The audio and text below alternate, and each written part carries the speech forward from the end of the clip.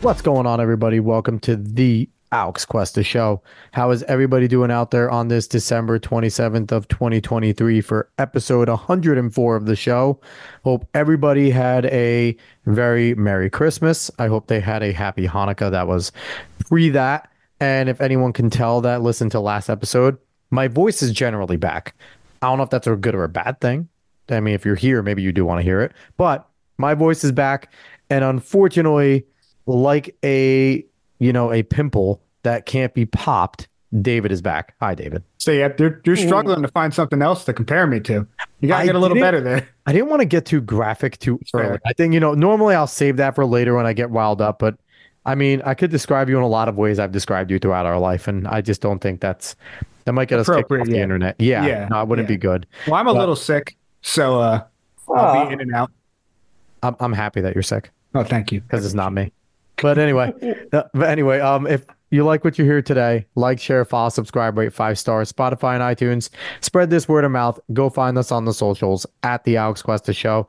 And this is going to be the last show of the year, obviously, because we'll be back next year for the new year for 2024. So I'm excited to get this show going. But before we do, last week's show, we had a fun show because anytime David and I get to let our misery show as Jets fans, we enjoy that. We had Matt O'Leary on. He is a content creator for New York Jets, and he does podcasting for them as well. So definitely go search Matt O'Leary on Twitter. He's a great guy, and if you like the Jets, he's definitely someone you should follow. But today, our last show of the year is a show that I'm excited for. I think we're going to be going out with the bang, and it's something that, Dave, I think that's pretty cool that people want to come on our show that are candidates for Congress. And I like, kind of growing this niche because I think we need this. And I think more of these candidates need to get more shine. And I'm pumped about this one because she is, I think, more important than she knows in terms of, trying to win here. But she is Dalia al-Aqidi. She's an executive director of the American Center for Counter-Extremism and a Republican congressional candidate running against a member of the squad, Ilhan Omar from Minnesota. What is going on, Dalia? Oh my God, thank you so much. I'm glad that you both are well and you both sound good. Thank you so much for having me. I'm so excited to get this going.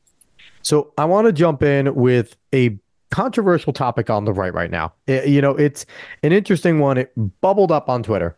So the maker of Conservative Dad's Beer, the ultra conservative Dad's Beer, Seth Weathers, has recently introduced a basically hot conservative women calendar. And it has created a firestorm on Twitter.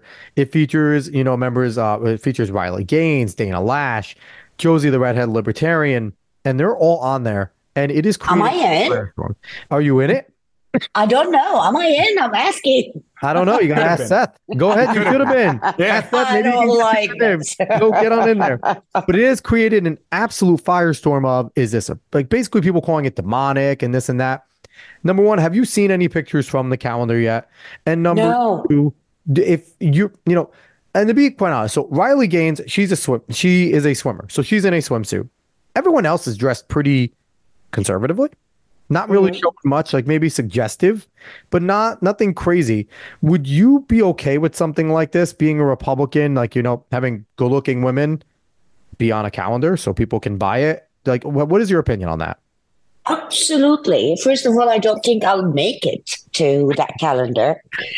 Don't doubt yourself. We got to talk to Seth. We'll talk to Seth. No, I know. I will. Why not? I mean, beauty is a great thing, and he's not. Or let me say, I haven't seen it, but it's okay to be beautiful. It's okay to be elegant. It's okay. That doesn't. It's not a bad thing. So I don't know why we should be against it. On the contrary, I mean, why not?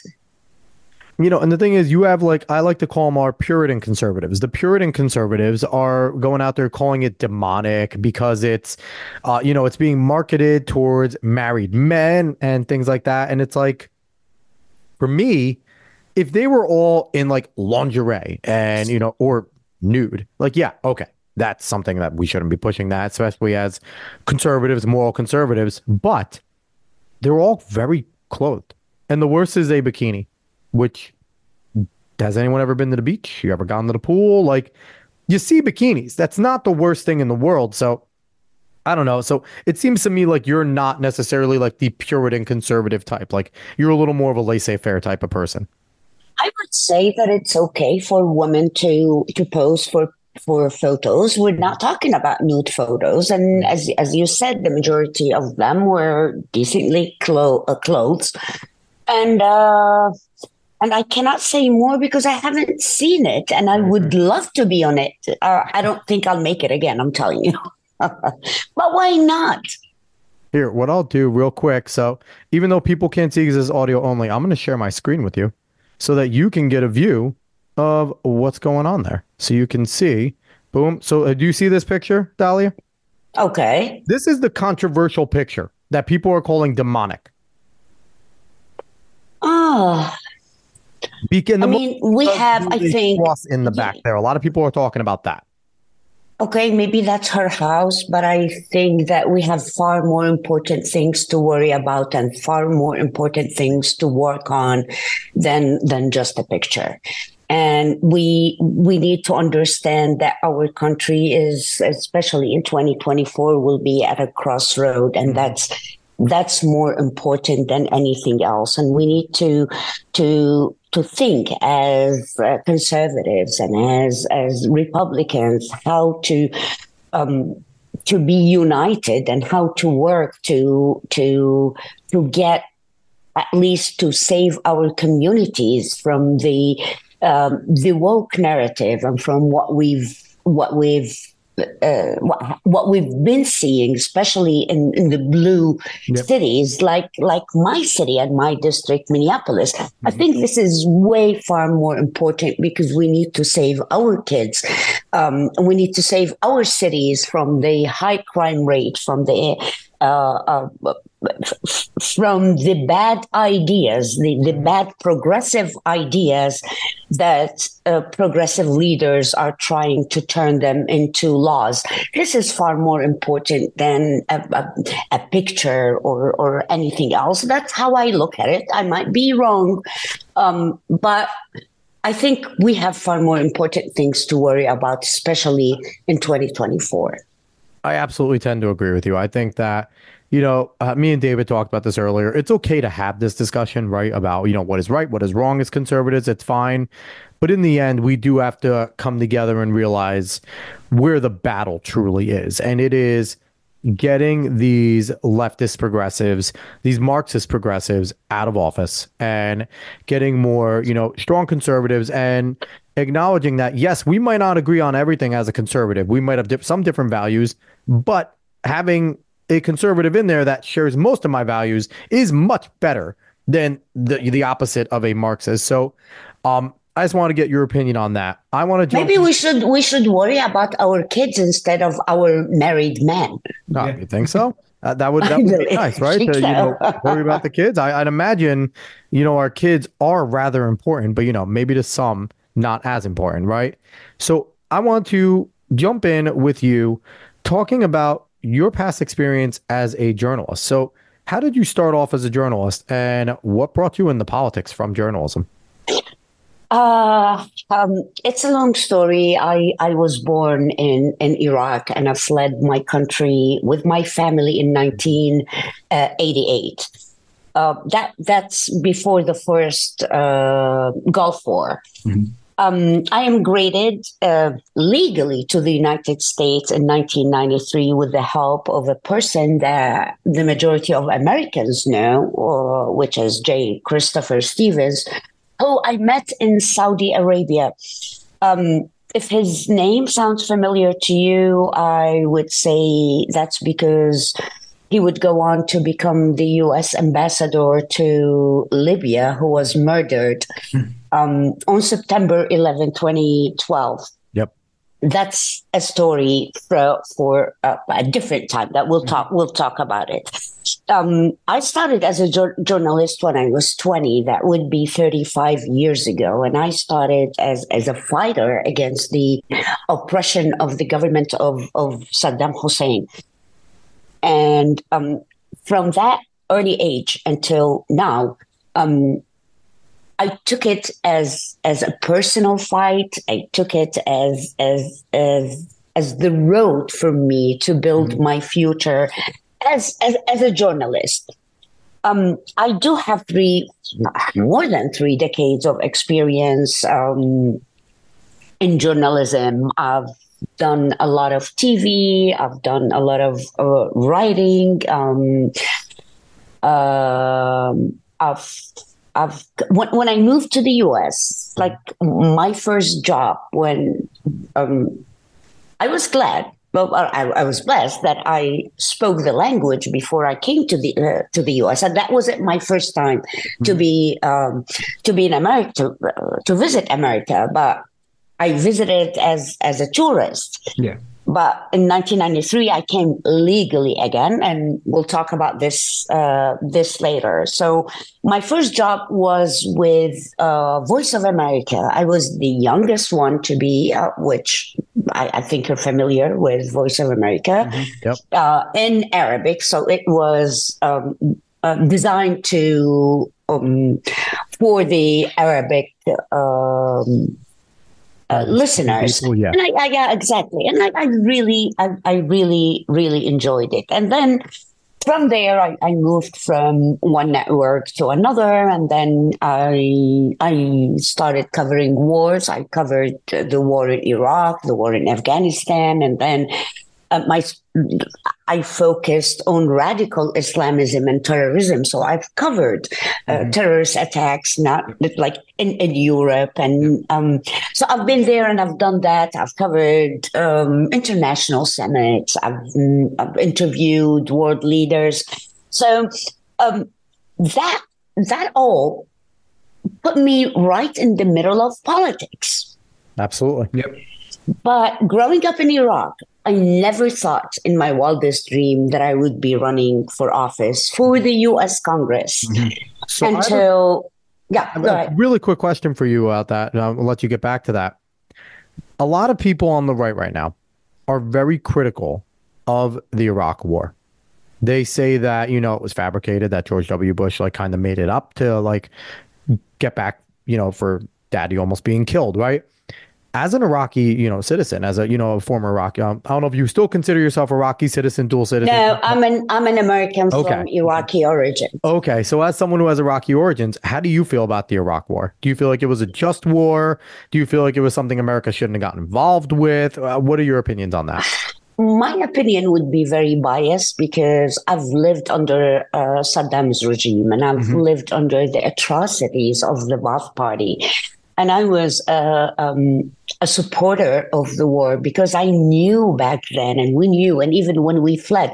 Can you imagine you leave your life and you leave your house and you leave the rest of their without even telling them, and you only have 1 or 2 suitcases that you have to put everything you have in 1 or 2 suitcases and flee the country. It's horrible. Yeah, it's horrible. You don't understand. Like people in the West or even in America, they don't understand what it feels not to be free to think, free to dream, free to speak. It's a crime. And imagine you live under these regimes and you suffer through this. So for me, it was a liberation of the Iraqi people, nothing else. And again, I think I'm biased because I always wanted to live free, and I wanted the people of Iraq to be free to think and free to dream. And I love the fact that you had the ability to come here, and now, as an American citizen, you're trying to make an impact, and one of the greatest impacts of, running for office. And, I have said a bunch of times to, to my brother, but I don't know if I've said it openly on the podcast. But my belief on the Iraq War is that it's almost naive to believe that Saddam Hussein didn't have weapons of mass destruction. He did. After the times that he would not allow the UN inspectors in, I think almost 13 years since he didn't allow UN inspectors in, he didn't allow American inspectors in. And then we televised that we were going to go to war. Like, it was not a secret that Operation Iraqi Freedom was going to occur, which gave him ample time to move the weapons. So in order for us now we go in and we don't find them. And now that's how everyone used them. He used them against his own people. Yeah. I mean, what else do you want to know? Yeah. So, I do not, and I will push back against a lot of the new conservative speak that there were never any weapons of mass destruction there. That is just kind of, I get it. We don't want war. We don't like George Bush very much, but it's fairly naive to believe that. So I just wanted to get your opinion on that. So your experience as a journalist, how do you feel that will help you as a politician, as a government worker in Congress? What would you take your experiences away from there that would make you an effective politician? I always wanted to hold politicians accountable for their actions and their decisions. So as a politician, I will be extremely careful in what I do and what I say. And I always criticized politicians for not serving their constituents or not serving their people, and that's why I've been criticizing Ilhan Omar, among other things, of course. Yes. But she never. I moved here, and this is a story that I'll tell you in a little bit. And I moved here to talk to her people, and now, like since 2019, I'm one of her constituents. So she never did anything to serve her constituents. She's serving other entities and other governments. Mm-hmm. And she's never done anything to this, to her district, the 5th district. On the contrary, she led the calls to defund the police after George Floyd, and Black Lives Matter demonstrations. I mean, we watched our city getting burned, and she was the one who led all the efforts to defund the police. And what happened? Yep. The crime rate is up sky high, and we're suffering from it. And guess what? Not only the conservatives are suffering from it, not only the Republicans are suffering from it, every single person, because the criminals don't differentiate between being a Republican or a Democrat or conservative or white or black or brown, or you name it. All these identity politics that Ilhan Omar and the DFL are using to just sow hatred and division, not only in our district or in our state, but that's what the progressives are trying to do in our country. Well, I mean, the Justice Department now is certainly going after people for their political beliefs. So, that's something that is going on. Now, I'm curious because I never knew that Minneapolis, Minnesota was actually a haven for Muslims, for Muslim Americans, because it seems like Ilhan Omar has a major push because of that demographic, and that's why she has a lot of votes. Is there a history of, Muslims immigrating over to Minneapolis, or is this kind of a more new phenomenon that there's so many there? Look, what makes our district beautiful, and our district is Minneapolis and a few areas from other suburbs. But what makes our city beautiful is the diverse population, and we have different, okay, we have the Muslims. The majority of the Muslims are Somalis who came here during the Obama era. Yep. They are about 10% of the voters in this district. We have conservatives that are very upset and very unsatisfied with how things are with the policies in our districts by, of course, the progressive leaders like city councils and probably you guys don't know about it, but we face it on a daily basis. Yeah. The conservatives would want a fighter, would want a champion that will stand up against these bad ideas, as I said, to push back against these ideas. We have independent voters that are lost and they don't know what to do because they are suffering from the progressive policies, and they are really like, I talk to people in my district, and the independents are just tired of dealing with the daily political back and forth. We all want one thing. We have the Jewish community that are left alone. The majority of the Jewish community here is liberal Jews who are left alone after October 7th. It's not about only Muslims. It's about a diverse population that whoever wants to make a change needs to address their concerns, needs to address their needs, and needs to tell them it's okay to love America.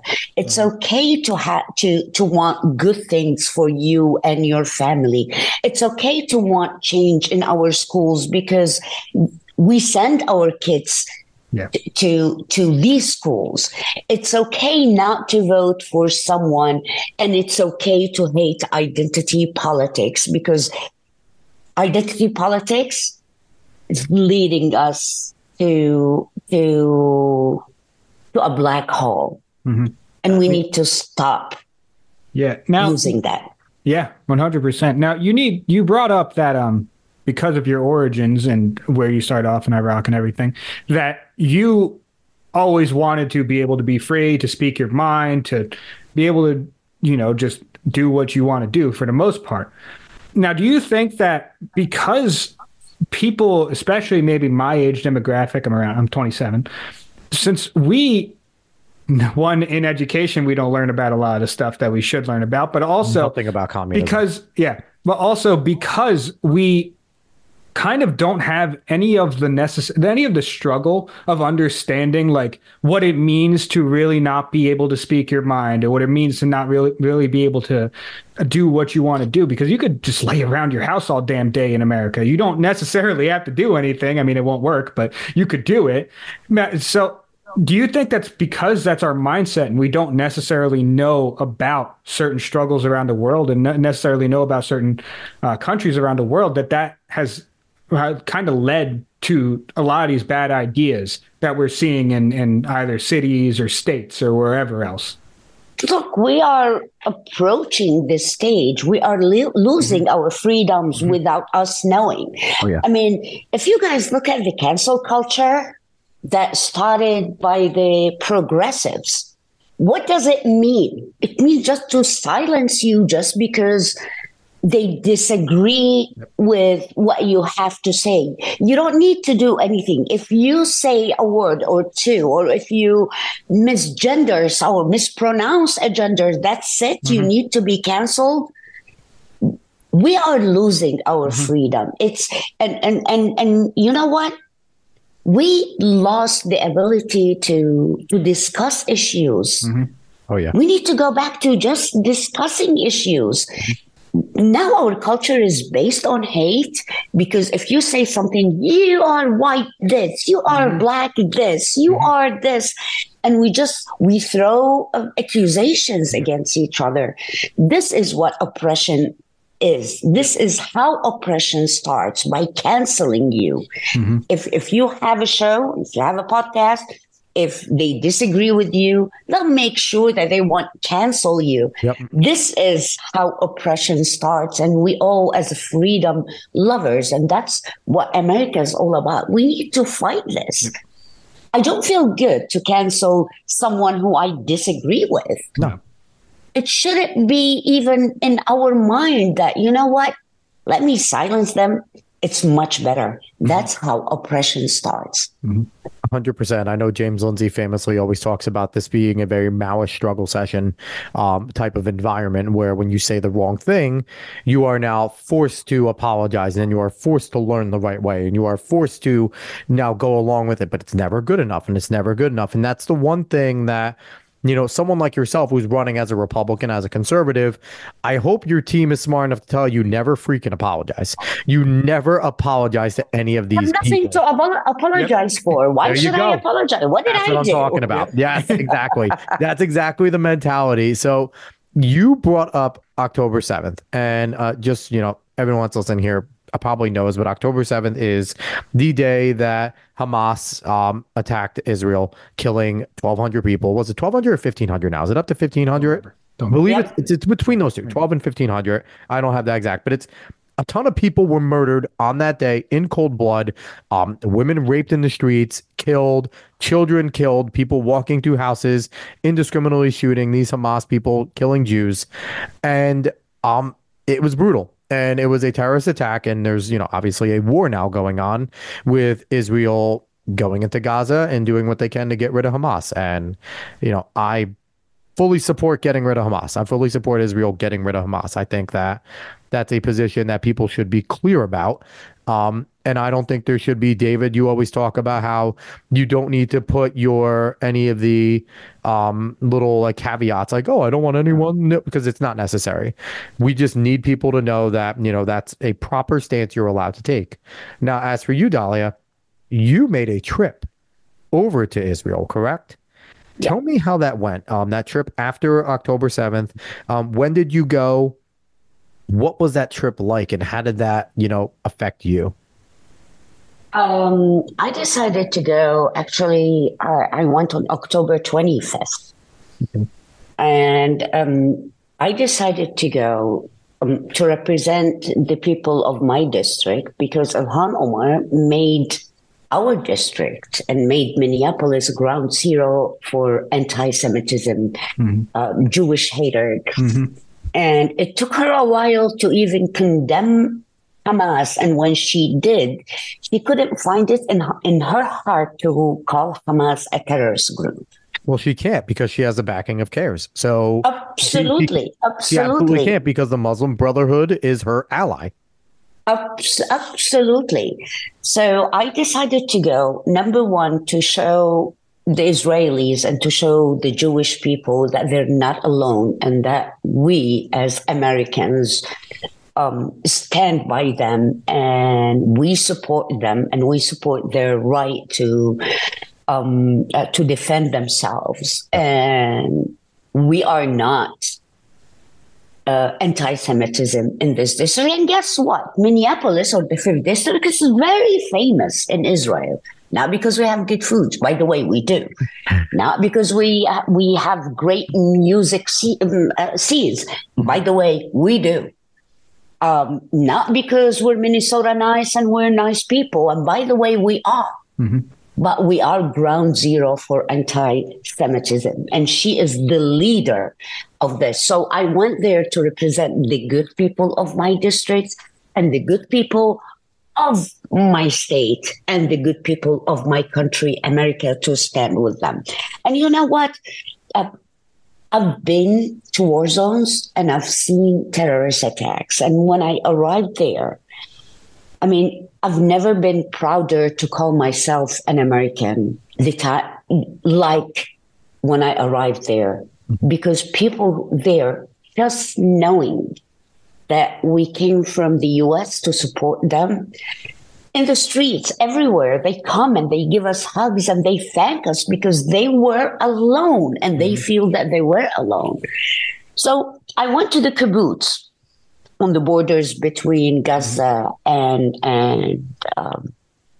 Israel. And these little, these little kibbutz that were targeted. And one of what I've seen was brutal. You can tell that these terrorists did not follow the people from street to street, not even from house to house, from room to a room. And what I've seen from al-Qaeda and from ISIS combined would not equal what I've seen in these kibbutz. And you know what? I feel for the Palestinians, for the people, because Hamas has been using them as human shields, and nobody's talking about that. Yep. Yes, free Palestine, free Palestine from Hamas, free Palestine from these terrorists that are holding these people and killing the people in Gaza if they stand against anybody from the Hamas group.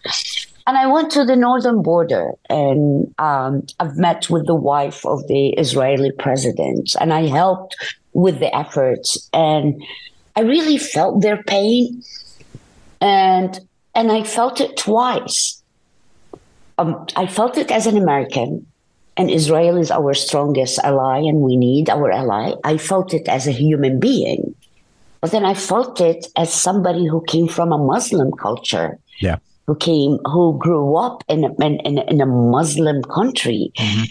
And I feel that these people are targeting the Muslims, the concept of religion to start with. I'm not running. I don't say, hey, I'm running because I'm an immigrant. I'm running because I come from Iraq. No, I'm running because I'm a Muslim. I'm running because I am American. I'm running because I believe that this country gave me the opportunity to participate in the American dream, gave me the opportunity to be who I am. And I need the help of my constituents, the help of the American people to help me give back to the country that I love the most.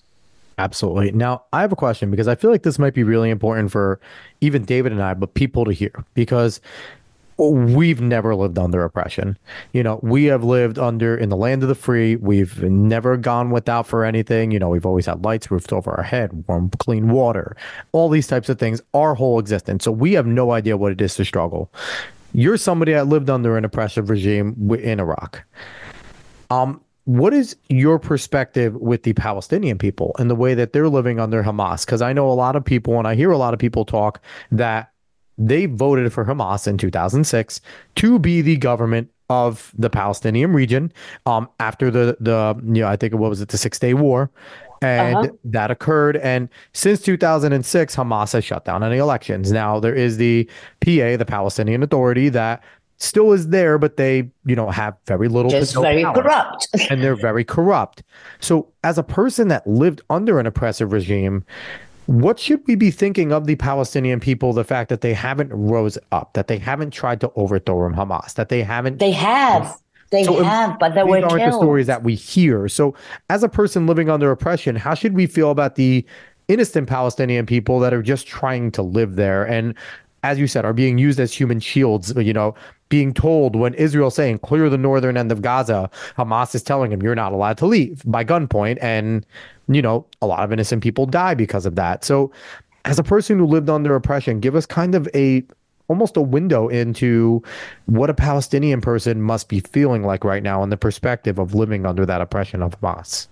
Look, after 2006, yes, they voted for Hamas because they were tired of the corruption of Fatah and the PLO, and they wanted a new beginning. But not too long after that, they found out that they are under more oppression, and it's not only corruption, because even corruption grew more because do you know how much money they get? billions on billions and billions and billions. And what does Hamas do with all these billions? Build Hamas tunnels to go to war. Thank you. Thank you. Yeah. Thank you. And what they tried to stand against Hamas, they were killed. And when journalists write against them, they get killed or kidnapped or tortured. Yep. So I think this is the opportunity for the Palestinian people to be free for once and for all from Hamas, because Hamas is just a tool in the hand of Iran, and Iran would never want anything good for any Arab country, let alone the Palestinians. Otherwise, if we look at why it happened on October 7th, prior to that, with the Abraham Accords, Saudi Arabia is the leader of the Sunni Muslim world. And prior to that, we were so close to get Saudi Arabia on board to normalize ties with Israel and to sign treaties that would benefit, number one, the Palestinians in Gaza and in the West Bank. That explains why the attack had happened on October 7th. That makes, yeah. And the thing is, that's things that aren't talked about. Like, we don't hear those perspectives and those sides. And I think it's extremely important to have somebody like you who has at least a perspective, maybe not as a Palestinian, but someone who lived under a very similar style regime that these people are experiencing, where, you know, you can only do what you're told to do. You're allowed to work where you're allowed to work, and, you know, you get what you get and you like it and you deal with it. And because Palestinians work in Israel, by the way. They do. There's thousands of people that cross every single day into Israel and go back. So, Israel provides Gaza with water. Israel provides Gaza with electricity. Israel provides Gaza with medicine.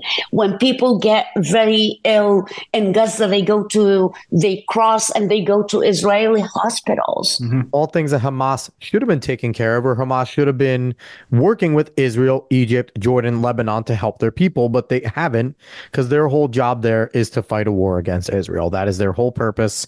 That is why they exist. So I just think that was a very important perspective coming from you. And from that trip, now you're back in the States. What are some lessons that you can bring back that you maybe want to, you know, tell the people of America about that trip, about the people of Israel, about the war? Go ahead, David. And especially like with the aftermath of that happening, you have people in the streets literally chanting from the river to the sea. Like, they have no idea what they're chanting, no idea what they're really marching for. And they already feel like they're educated on the subject. That's why they're doing it, because they feel like they're educated already. So like, what do you bring back from your trip? And how do you, I mean, it might not be getting through to those people, because it might just slightly be a lost cause in the short term. But how do you adjust this temperature of, you don't even have to necessarily be pro-Israel. You just not be chanting that because you obviously don't, because they don't understand what it means to like from the river to the sea. Yes, it means the whole Israel. It means you are calling for a genocide. Yes.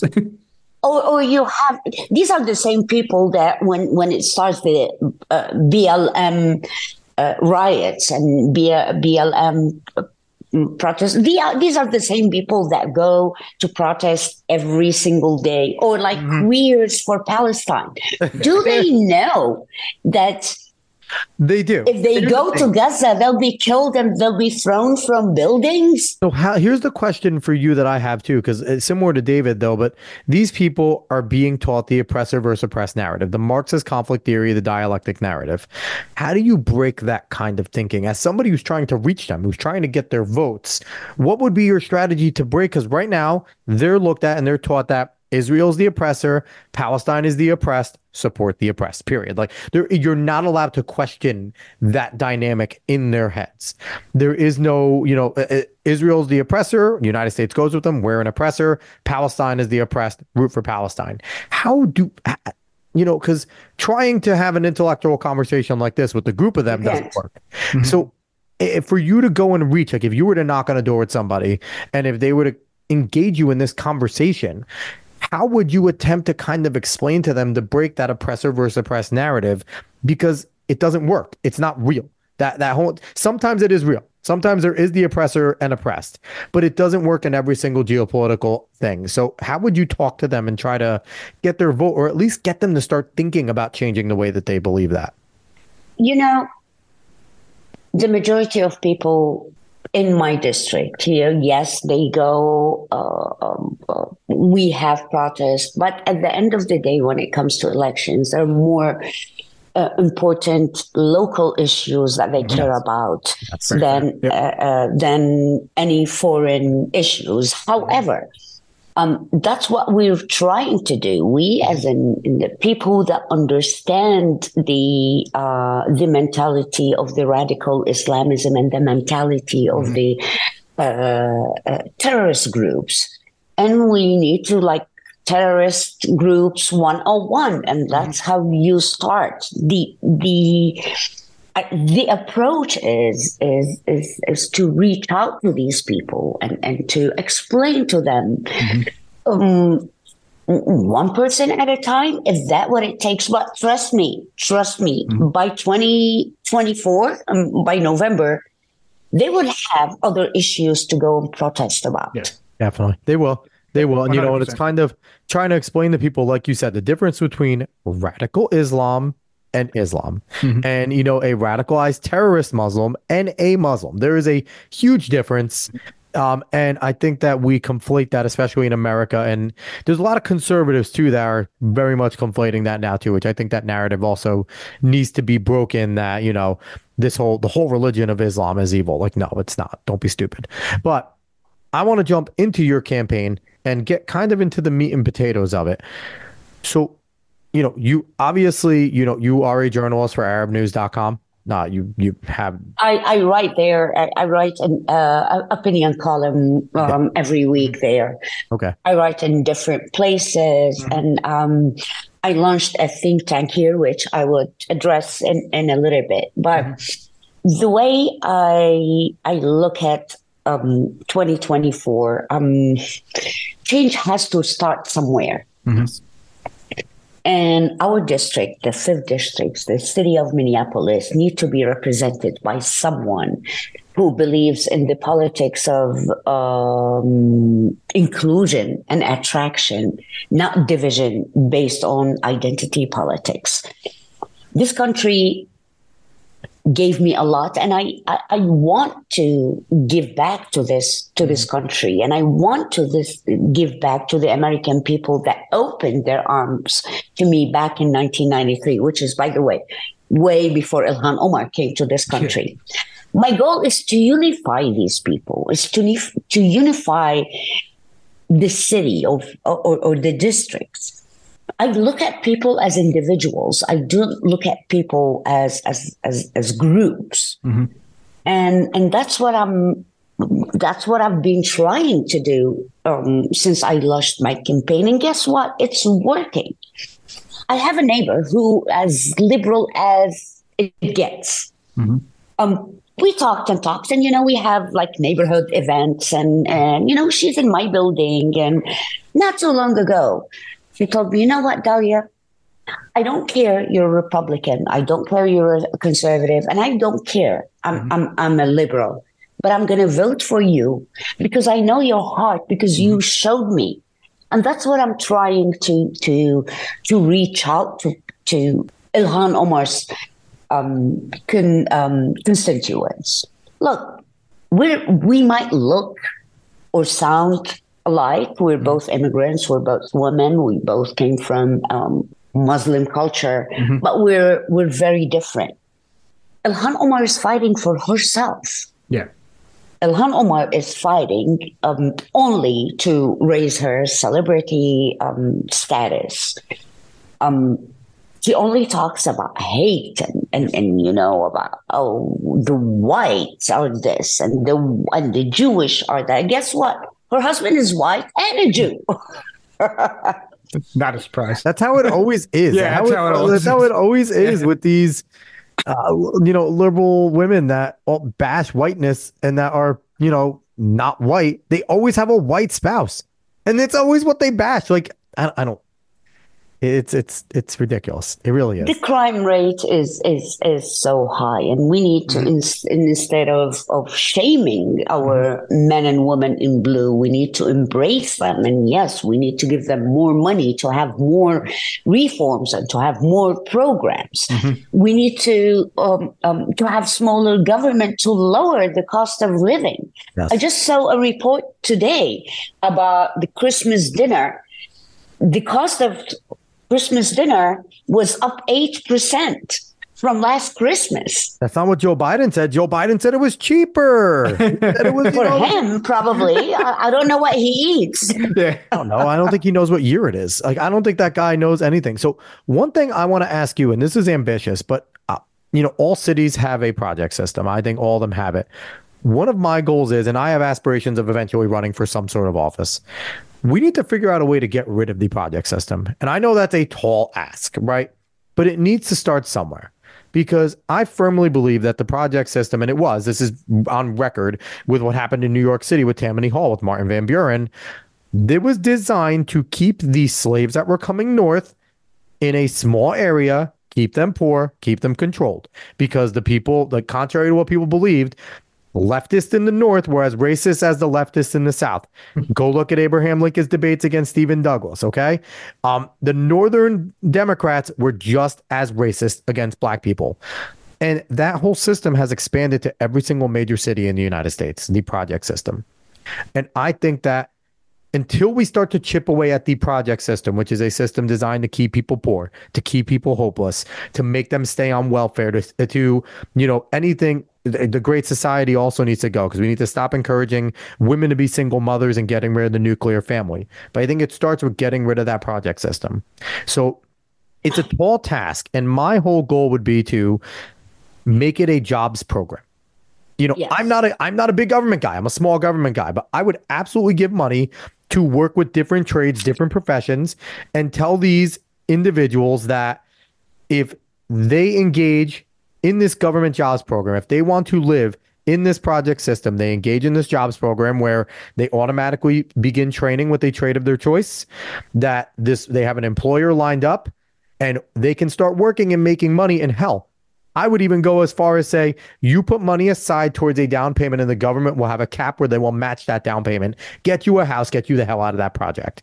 Because exactly. I think that until we can motivate people to work and get out of there, they will always stay there. And conservatives like yourself, who's trying to run in a big city, will always have an uphill battle, because you're running against somebody like Ilhan Omar, who will just turn around and say, she's trying to take away your handouts. And that is extremely difficult to people that are just reliant on the system in general. So I know it's a difficult ask, but I feel like that is something that is super important to any conservative in general, but especially ones going into the city, to not only say, I want to end this system, but here is my plan how to end it.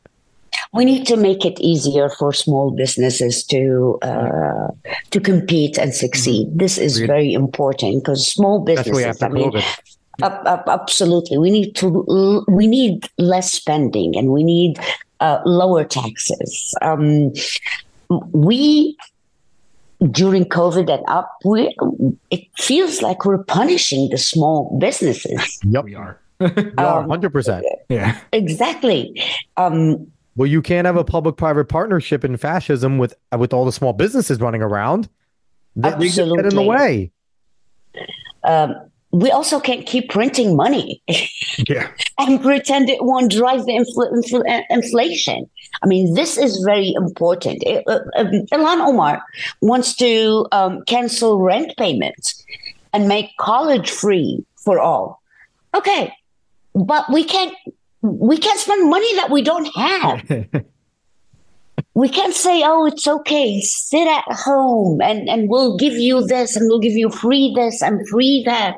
On the contrary, we need to work on education. We need to help people to get jobs. We need to give them a a purpose in their lives instead of just sitting at home and waiting from the government to give them 100 this and 100 that and meal. And don't get me wrong, I'm not against helping families to stand on their own, but it's not like I'll pay for everything. I'll pay for your school. It needs to be I'll pay for your absolutely, and give them alternatives, give them training, give them education. Help them, but to direct them to the right direction.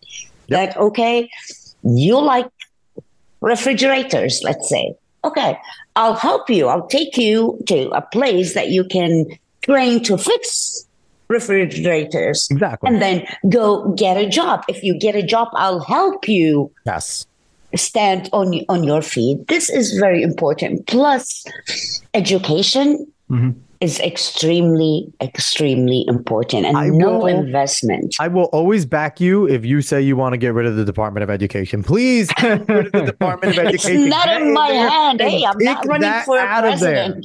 No, but you can. Congress is the ones that can help get rid of it. Go with Matt Gaetz and get rid of it. God, that thing sucks. It's been so bad for kids. Yeah, I think when it comes to our youngest generation, the only special interest group that matters are the children and their parents. And I'm for school choice. I'm for the parents to have a say in what their kids are learning.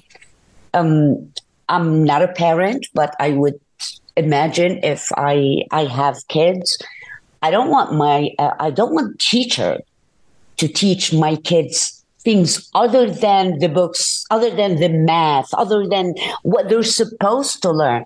I don't want to have my kids come home with woke ideas that aren't not what I want my kids to know, especially at a young age. We need to increase the graduation rates. Yes. That critical race theory in classrooms. That look what they're trying to do. They're trying to separate and divide. Yeah, absolutely. We can't continue to breed new generations of kids like that are taught to hate America. Yeah.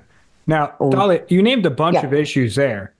If you were to name basically a top issue, especially locally, I want to name for it locally because I feel like that's one of the things that you've been hammering home, especially because Omar has done nothing for the district. If you were to name a top issue that you would really want to attack first, that you think you'd be like, this needs to get done before a lot of other things, what would you name? Would it be the crime rate in helping the crime? Look, we lost our downtown during the BLM riots when our city was burned. Now, as a man, you cannot walk in our downtown in the evenings. While before that, we used to walk. Like I live 5 minutes walking distance from downtown. We lost our uptown to crime. The only area that we have in downtown, which it's called the North Loop, which is a small strip. Still, we have bars and restaurants, and you cannot park your car. You're too scared to. We get people getting shot left and right, especially young people. Crime would be number one because we need to bring back dignity to our men and women in blue. Do you this guys is have very the phenomenon important. that's going on where people have their hatchback trunks open just so criminals can see that there's nothing in there for them to steal? Because I saw that's the thing that goes on now where people because if they don't do that, people will break their back windows to see if they want to steal something. So people are leaving their trunks open. Are you seeing that happen in Minneapolis too? Yes. Ridiculous. Wow. That is insane. We have an email circulating that telling, hey, it's Christmas season. Please, if you buy especially if you live in a house, if you buy big things like big TV, don't put the boxes outside. Don't turn your lights on when you're not there, so the criminals would see what you have. And don't. As if we're in a war zone. And guess what? We are in a war zone because we're too scared. I mean, you can't walk at night without getting worried about shootings, about gangs. What is your gun policy in Minneapolis? Are people allowed to carry in Minneapolis, or is it a very difficult spot to own firearms? Well, guess what? I just filed my permit to conceal and carry. Very good. Yes, after I took my class, of course. But the problem is not with legal guns. The problem with the illegal guns that the gangs and criminals have. This is our main issue. Not only here, I think it's everywhere in the United States. One time, as I said, I live in an area, with coffee shops and restaurants, and I was outside of my building making a phone call, and then I saw a young lady screaming and running after a car. So I went running to her, and I was like, what's wrong? How can I help you? Apparently, she and her two other girlfriends were sitting outside, the cafes. And she had her purse on the table. Some guy just stopped the car. He went straight to her table. He grabbed her purse and went running. Wow. His friends were waiting for him. So he went running with her purse, with her IDs, with her credit card. And it took the police 45 minutes to come, not because they don't want to come, because they're so stretched. Yeah. 45 minutes. So I'll give this a suggestion. It's something that I heard that I think is cool. And we are not sponsored by this company. I would love to eventually be, but I think they're awesome. Have you ever heard of Byrna.com? No. So Byrna. If I were you, I would get in contact, and I would encourage yourself and your constituents. So they make an alternative to lethal force firearms. So basically, they're like a glorified airsoft, but where airsoft guns fire at 100 feet per second, these fire at around 300 feet per second. They're legal in all 50 states, and they fire with CO2 canisters, but you can have them with tear gas canisters. And so, maybe you don't want to have a gun because you don't want to kill somebody and you don't want to be mugged. But if you take this thing out and shoot tear gas at somebody, they're not shooting you anymore. They can't see, they can't breathe. And this is good. And this weapon is good for 60 feet away. So you can fire it at a pretty good distance and save yourself. So for your people in Minneapolis, if you want a weapon now that is legal in all 50 states, is a fine to have if you're caught using. Just maybe, I don't know what the fine is, but I know in the great state in New York City, I live in New York. You can have this in New York City, and it's a $30 fine if you get caught with it. Well, you can't have guns. Instead of it's not about having gun or not. It's about we need to fight the crime, because we don't want everybody to be so scared. We cannot allow, and I'm not talking only about Minneapolis. We cannot allow our cities to be overrun by violent criminals, and that's what I will do. And what I'm planning to do is I will encourage support and funding for law enforcement. And we need to work for common sense solutions. Definitely. It seems that we lost it. Oh, we haven't had it for a long time. Common sense has been out the window for a long time because, too many people that go to Washington to stay in Washington, not to help the people that elected them. They just want to make sure that they could stay in Washington for as long as they can, go to lavish dinners, get all the lobbyist money and things like that. So in terms of lobbyists, how would you feel about lobbyists? Are you somebody that's going to take, lobbyist money, or are you somebody that's going to, put your nose up to the lobbyist and do what's best? I am working with the grassroots support. I'm working with the Republican Party.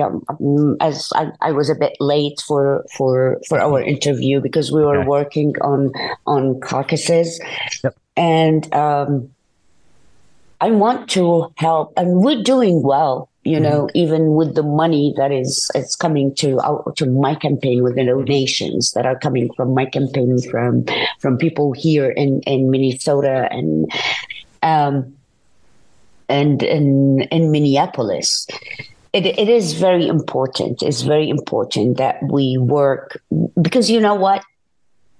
If we think, if I'm so naive to think that the country cares about what happens in our district, I would be lying.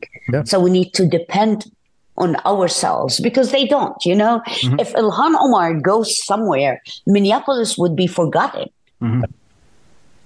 So this is very important, that we're working on building a grassroots. We're working on building a new Minneapolis Republican Party to reach out to the younger generations that I feel that somehow we failed to reach out to in the past few years, and that's what we're working on, and that's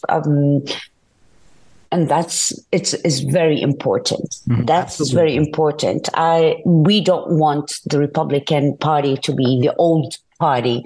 We need to work and include our younger generations to be involved, with volunteering, with being part of a community, because we have, especially in our district, we have a large percentage of conservatives that they don't know what to do, and they're too scared because they're bullied by the progressives. Yep. So we need to build programs, and we need to build a community that we could encourage the young generations, the university kids, to join us, to be part of a community that they could share their ideas without being bullied or being cancelled. And that's what we're working on. And I'm very proud to be the chair of my ward, and I'm very proud to be part of the new Minneapolis Republican Party that we're trying to build for the younger generation to have a place to belong to. And I absolutely love that, because I think for too long, the Republican Party has just been, let's win this next election, and not let's win the next elections 10 years, 20 years, 30 years down the road. And that's where the Democrats and the leftists, I think, have really kicked the Republicans' ass, because they were willing to sacrifice some short term in order to get to where they are now, where they have all the major institutions completely and totally taken over, where leftist thinking is now the mainstream style of thinking, where if it doesn't have to be logical, but if it's leftist, it's right. And if you say anything against it, then you're automatically a bigot. You're this, you're that. And that becomes a very common vernacular. So I enjoy the way you're thinking, that you're trying to reach the youth, because I mean, there's too many conservatives that think there's no use in talking to that 15, 16-year-old, right? But that 15, 16-year-old can vote in 2-3 years, and they're going to vote for the rest of their lives. So you want to start, you don't want to, it's a fine line, right? Because we don't want to be like leftists and get them into politics at that point. We don't want to make them activists, which is the leftist goals. But we do want to start to teach them good conservative moral values, and why these moral values are something that you should vote for and look for. And they can do a lot by volunteering, state fair of this event and that event. We're not like dragging them to attend meetings or no, but they can volunteer in fun events and like state fair, a party, a fundraising, things that they would enjoy or have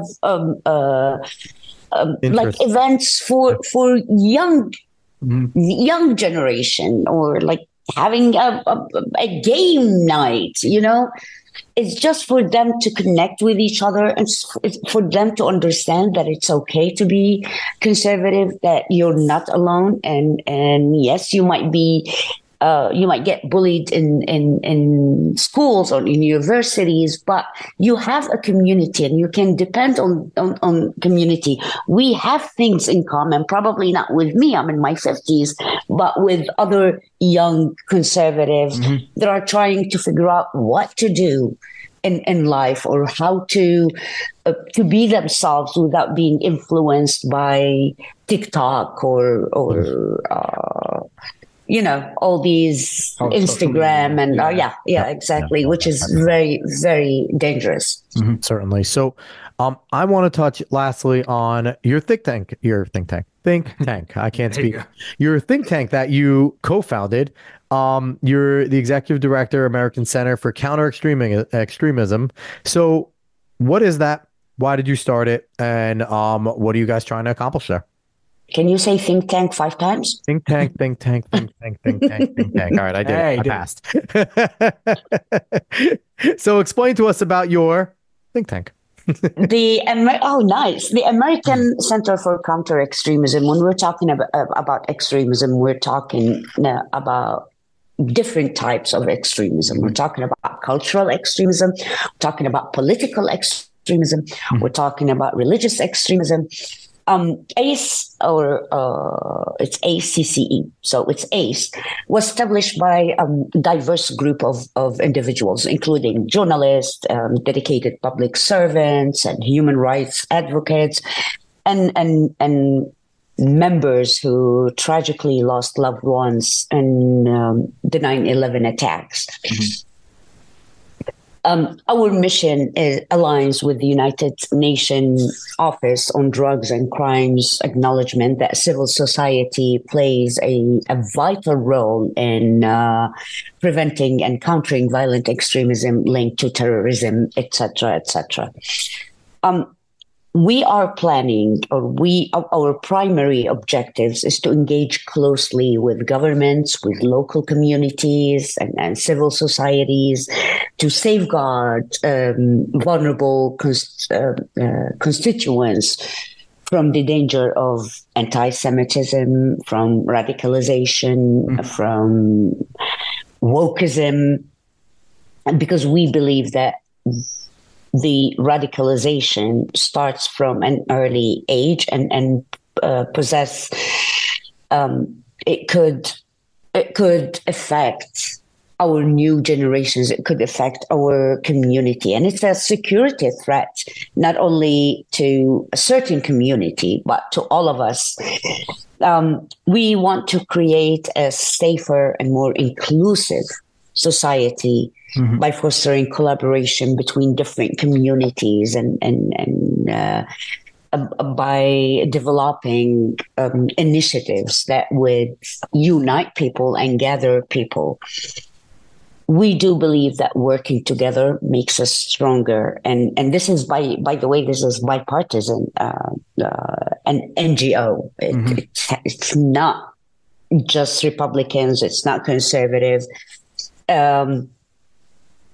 We aim to create a safer and more friendlier communities around, and we are planning to even influence certain laws in Congress and in city councils. So we have a long way ahead of us, but our commitment is not only to protect one community, is to protect communities and to promote peace and tolerance and understanding, because after all, we are a melting pot. The U.S. is a melting pot, and diversity what makes us great, and that's what we're trying to do. Yeah. And, can you guys make it illegal to tell kids that the world is going to end every 10 years because the climate's going to kill them? Because I think that is one of the worst things that we tell kids. And I deal with kids every day in my 9-to-5 job. And you have no idea how many of them are terrified about climate change and what they hear and what they're told. And basically they're told the world's going to end all the time if X, Y, Z doesn't happen. And I would love for a think tank or someone to let also people know that cultural differences are okay. In America, especially, having cultural Absolutely. differences is okay. You could still work with somebody that's culturally different, and it's okay to also want to go and hang out with someone who is with you culturally. Like, it doesn't make you a bad person if you gravitate towards somebody that has a similar culture to you in a group. That doesn't make you a racist. That doesn't make you a bad person. Just makes you go into your comfort zone. And I think in this current environment where you use the words, collaboration and inclusion, and I think you mean them with their actual definition. The issue is when they are said today, inclusion doesn't mean inviting everybody. Inclusion means only including what the correct theory is. Collaboration doesn't mean working together with everyone. Collaboration means doing what the group is currently allowed to do today. And, you've lived under oppression, so you understand how words can be molded and used for different definitions. So, it could be based on interest. You have such a lofty goal, and I love it. And I think you have a uphill battle. But it seems like you're the type of person that likes those. Obviously, you're running against Ilhan in Minneapolis, and you're doing this think tank, and I think it's fantastic. I think it's a really good thing that's needed. Thank you. And when we go back a little bit to talking about diversity, and no, you cannot force somebody to, you're forced to or play or force your kid to play with that kid because that kid came from so and so. This is identity politics. Yep. That's what they're trying to do. When I talk about inclusion, getting inclusion or getting tolerance or getting groups to work together based on interest, based on goals, common goals. It's not like how Kamala Harris was appointed, black, check, women, check, Asian, check, and look what happened with the Supreme Court Justice. What is it? I forget her name. The one that couldn't name a woman. What is the Supreme Court Justice? Brown. It's the exact thing. Karine Jean-Pierre, another example. Exactly. She's terrible at her freaking job, but she's only there because she's a black lesbian. Now, let's be honest. That's the only reason. Let me tell you, even though I'm not a Democrat, but as a woman, I was happy that Kamala Harris at the beginning, she was on the ticket, and I was like, wow, a woman VP. Next time we'll have a woman president. But guess what? It didn't take her 1 month to disappoint everybody because she turned out to be anything but the check marks that Biden put when he picked her as a VP. So that's what we go back to when we talk about inclusion. I'm not talking based on identity politics, not at all. Based on goals, based on aims, based on interest. Just like what you do, like a book club. Yep. You get people that love reading books. It doesn't matter if that person is gay or lesbian or black or brown or white or LGBTQ, ABC. We need to get over this, and we need to treat each other as individuals without putting labels, because labels are killing us. Yep. Absolutely. Dalia, David, you have one last thing? Yes, my usual non sequitur. Yes, now, David's coming in with his non sequitur. Since New Year's is upon us, I do want to ask, what is your New Year's resolution? Oh my God. Oh. Do you have one? And what is it? Just one? Either. Just one. You can name. No. I mean, you want David's non sequitur. No, it's your non sequitur. You make the rules. You can name as many as you want. Okay, number one is in January to lose weight because I gained so much since Thanksgiving until now.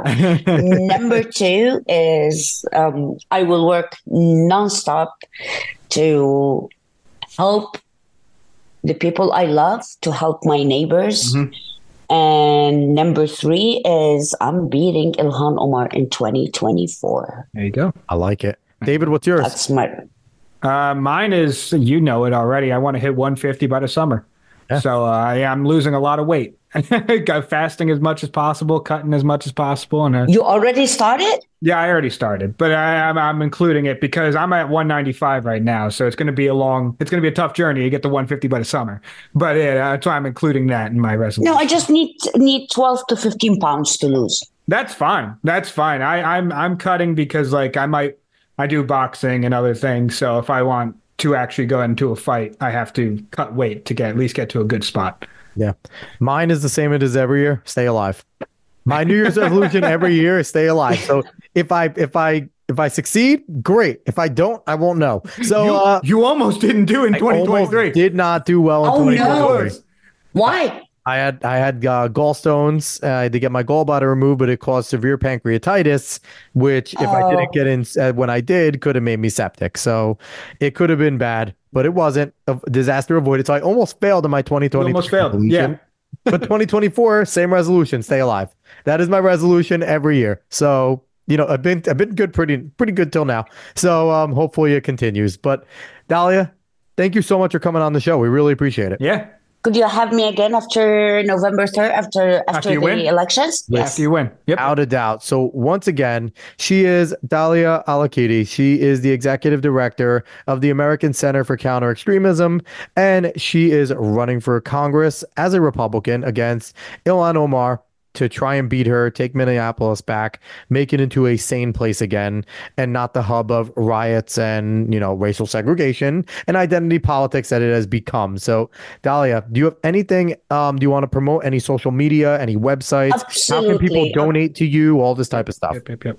If anybody would want to know more about my policies, more about my stances, they can go to daliaforcongress.org. And I hope that they could donate and they could help me to defeat Ilhan Omar for the love of our country and for the love of our people. Yes. And for people to understand, Dalia, if you can give $5 to Dalia's campaign, please, because Ilhan Omar has the whole machine behind her. She's going to get millions from the DNC because she's an important mouthpiece with being from the squad for them to continue. So anything you can give, I know Christmas just happened. It's tight. Maybe save a little, throw 5, 10, 15, whatever you can. Don't go get that Starbucks cup. Donate to Dalia instead. So please do. We need more American patriots getting in. So once again, this is the Alex Cuesta Show. If you like what you heard, like, share, follow, subscribe, rate 5 stars, Spotify and iTunes. Spread this word of mouth. Go find us on the socials at the Alex Cuesta Show. We will be back after the new year. Love having all these congressional candidates on. We need Dalia to win. She's a great patriot. So please go support her. And everybody have a happy, safe, blessed new year. We'll see you then. So long, everybody.